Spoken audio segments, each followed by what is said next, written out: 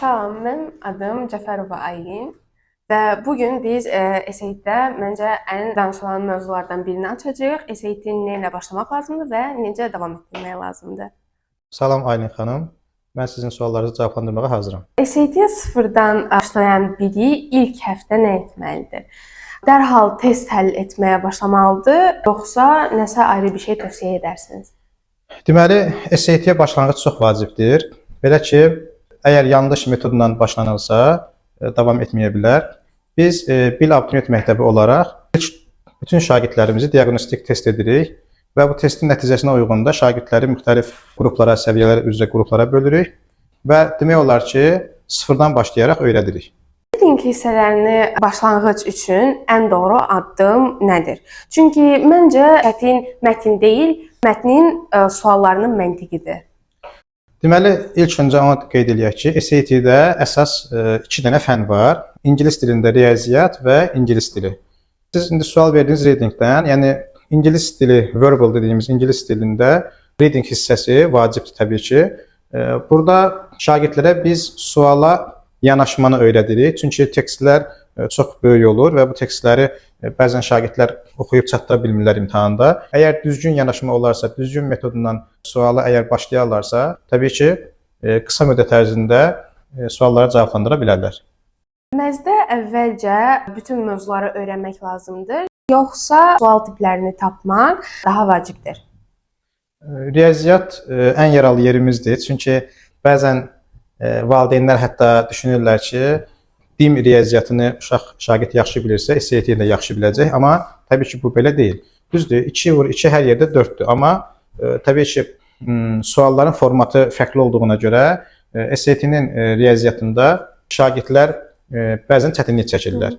Bu da ondan irəli gəlir ki, onların həm riyaziyyat bazası yaxşı olmalıdır və üstəlik ingilis dilində terminləri bilməlidirlər. Yəni təkcə riyaziyyat bilmək bəs eləmir.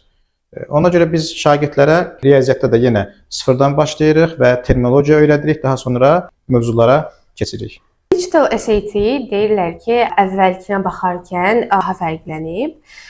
Hazırlıq yanaşması bu dəyişikliyə görə necə dəyişməlidir?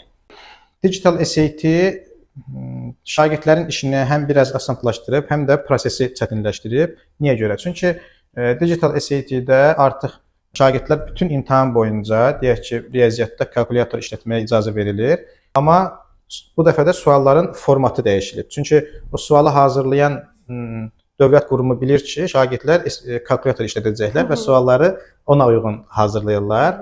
Yəni, riyaziyyat suallarında xüsusilə şagirdlər sualı anlamalıdır, analiz eləməyi bacarmalıdır və verilmiş kalkulyator düzgün istifadə etməlidirlər. Ümumi olaraq digital SAT adaptiv sistemdir. Adaptiv sistem nədir? Yəni, orada müxtəlif modullar var. Hər fənn üzrə 2 modul var. Əgər hansısa bir şagird birinci modulu deyək ki, yaxşı nəticə ilə bitirərsə, ikinci modulun sualları biraz daha fərqli formada gəlir, çətin formada. Yəni, adaptiv o deməkdir ki, şagirdlər sualları fərqli formada görürlər və bir sinifdə olan bütün şagirdlərə fərqli suallar olur. Yəni, kağız formatında olanda hamıya eyni sual olurdu sinifdə. Lakin adaptiv digital sistemdə artıq hamı fərqli sualla qarşılaşır.